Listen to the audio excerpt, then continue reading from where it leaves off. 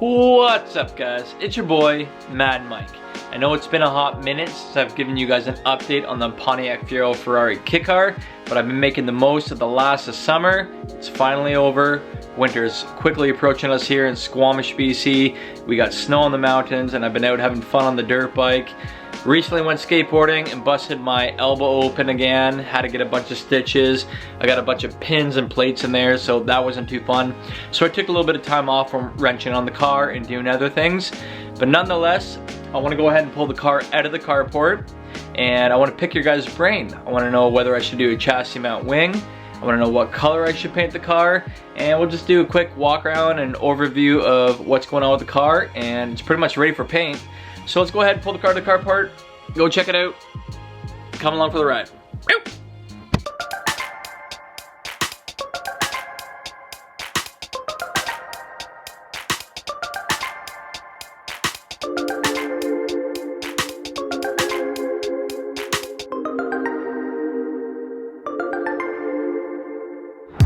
Alright guys, I apologize in advance about all the noise. I live next to a highway, it's super loud. But before I fire up the car and pull it out, I'm gonna go over the engine while it's quiet and the engine's not running, and I can kind of tell you more about what's going on with the motor and the mechanics of it. So let's dive into that. Alright, so recent work on the motor, guys. The car's been sitting for like 5 years. If you haven't watched any of my other videos and where I got the car from, go back and watch my old videos because it shows me pulling the car out of the dirt, out of the weeds, cleaning it up and getting it ready for paint again. I'm gonna get this puppy back on the road. It's gonna be killer when it's done. I can't wait to drive it. But this car used to be a running, driving show car back in the 90s. It was showcased in Kit Car magazine. But yeah, nonetheless, this motor only has 62,000 original kilometers, not miles, kilometers. So the motor is super strong. I've gone ahead, changed the gas tank, the fuel pump filter, plugs, wires, distributor, a bunch of other things. I got it running great. The only issue I've had recently is an idle issue. My car was revving at 3,000 RPM and I had a hard time getting into first gear and reverse without grinding the gears. So I did some searching around online and I came across some really good information. There's a lot of people out there that are posting the same issue, and basically what the issue is the IAC valve. It controls how much air goes into your motor on cold startups and whatnot, and it was stuck in a certain position where the ECM didn't recognize it. So basically what I've done is a complete reset from reading one of these forums, and it actually worked. So yesterday, I performed that diagnosis, which is plugging in your ALDL port, which is in the center console of the Pontiac Fieros, jump in the A and B port, turning the key to the on position, and that lets the pintle in your IAC fully extend. Once your pintle fully extends, you unplug the wire, the connector on your IAC, and you shut everything off, disconnect your ALD port, and then you reconnect your plug, and when you fire it up again, your idle starts to go pretty erratic. It's trying to find, you know, where home is, what the ideal, what the limits are of the fuel air mixed ratio, I guess. Wow, it's loud by the highway. Sorry again. So I performed that diagnosis. The car idles kind of erratic right now, but at least it's below 3,000 RPM where I can actually drive the car around. So what the next procedure is, and a lot of guys might know this if you're a Fiero guy, is now that it's trying to find, you know, the limits of the IAC valve, I gotta take this car on the road, go over 35 miles per hour, or at least, you know, a couple miles, and let the computer find the, you know, the happy spot of where it's got to sit on startup. So I don't have plates on this car, so I haven't been able to hit the road and go over 35 miles per hour for a couple of minutes to let the computer and the ECM talk to each other. But I'm pretty confident now that the IC valve is about to reset, so once I get the car out of paint, I'll be able to plate it, get it on the road, go for a nice long drive, and it should figure itself out. But regardless, with all that technical talk being said, the car is idling below 3,000 RPM, so I can put it in reverse, pull it in and out, and work on the car, get it into the paint booth, spray it, then get it plated, get it on the road. This is your throttle position sensor, and that's your IAC valve. And what this does is it's got a spring and it extends inwards and outwards, letting more air into your chamber, which causes your idle and your revs to go up and down. Anyways, that's a quick update on the IAC valve. I'm super stoked I figured that out. It took me a long time to figure that out. So let's go ahead, fire up the car now, pull it out, and I'll go around the body and pick your brains on what I should do with paint, the wheels, chassis mount wing, etc. It's time for a good old-fashioned cold start, boys.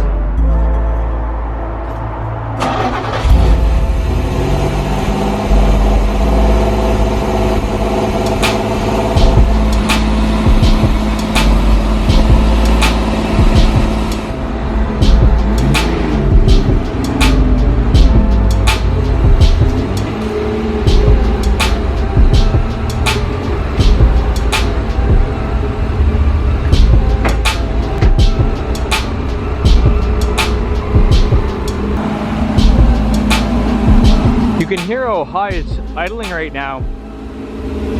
So the IAC valve is trying to find its happy place. It's pretty cold out right now, so that might be part of the issue.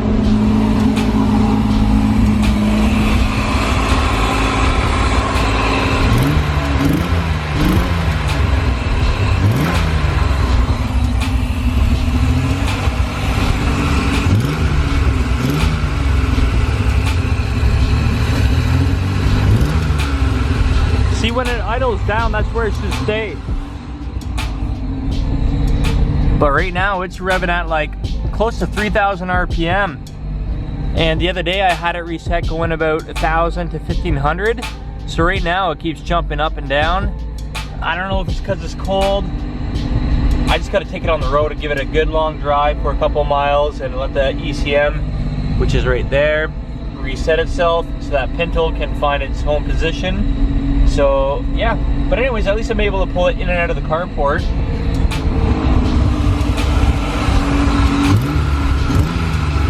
We'll just let it warm up. I'll do a quick walk around and kind of show you guys some more of the body work I've been working on.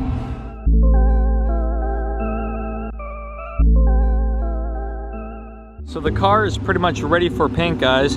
I got the front bumper all complete, all the body work, the side skirts are all complete. I had a major crack over here. I had some gap issues here. So this was a lot of body work done in this section here. The filler neck on the fuel tank is done. Let's see if I can pop this open. Pop. So all in here, all the cracks have been fixed. This is all done. This is where I had a huge crack down here. This is all nice and smooth, all primered up, looking good. Hopefully it's not too loud with the car idling. But yeah, the wheels is a big thing. I don't know what I want to do with the wheels. These are retro widened wheels. The wheels alone, the rims have been stretched to like 13.5 inches. They actually match the Koenig Ferrari, the twin turbo. So I think I'm gonna polish up the actual rim, the deep dish, and then do gold for the center where all the spokes are.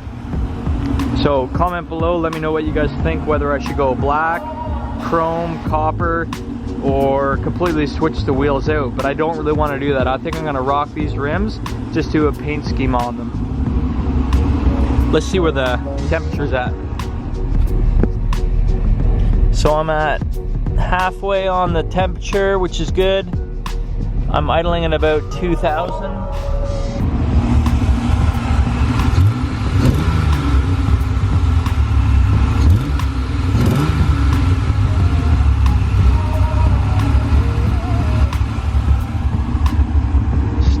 Starting to drop down and idle.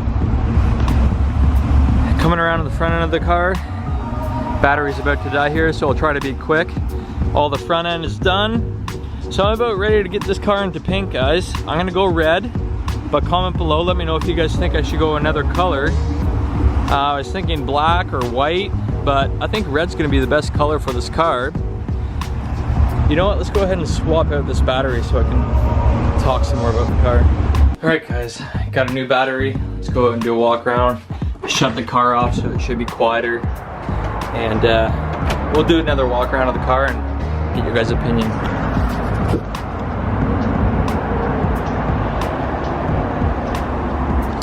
So comment below, let me know what you guys think I should do with the wheels.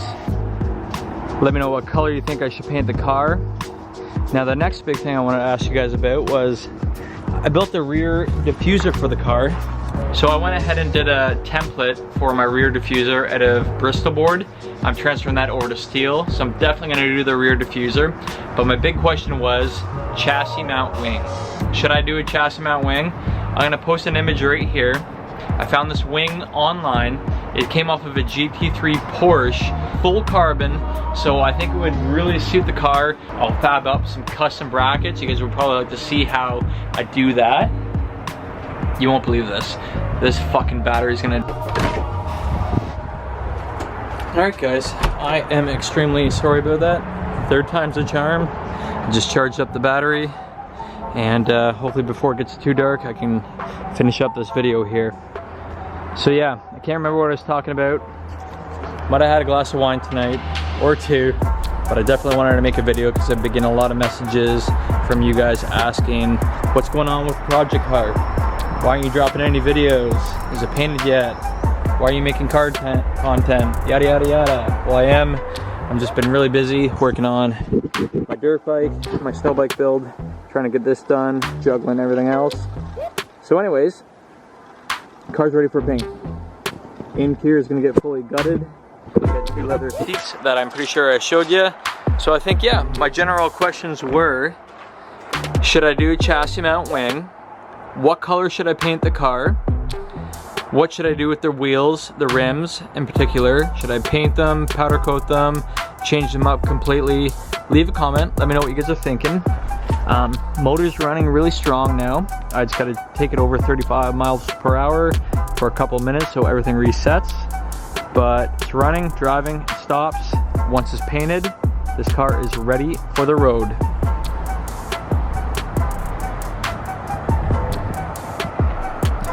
As you can see, beautiful BC, winter's coming, and we are getting snow up in the mountains. So it's time to get this thing into paint, finish up the rear diffuser, and then I'll go ahead, rip out all the interior, shampoo the carpet. I got red seats for it. I'll build the custom center console, maybe add a carbon fiber. But it is getting dark outside, so I'm gonna go ahead and pull this cart in. I'm glad I was able to get this battery charged up enough where I could drop a video for you guys and give you that quick update. Thanks for watching my channel, guys. I really appreciate it. Sorry I haven't been posting content regularly, but I'm a busy guy, and this whole YouTube thing is a hard gig, but I'm gonna try to keep being more consistent. So yeah, let me know if you guys are liking the car build content or the dirt biking content, the motivation content. Let me know what you like the most, and I'll do more of that. So with all that being said, thanks for watching. Make sure to like, subscribe, and we'll catch you guys next time. Ciao, ciao. Ew.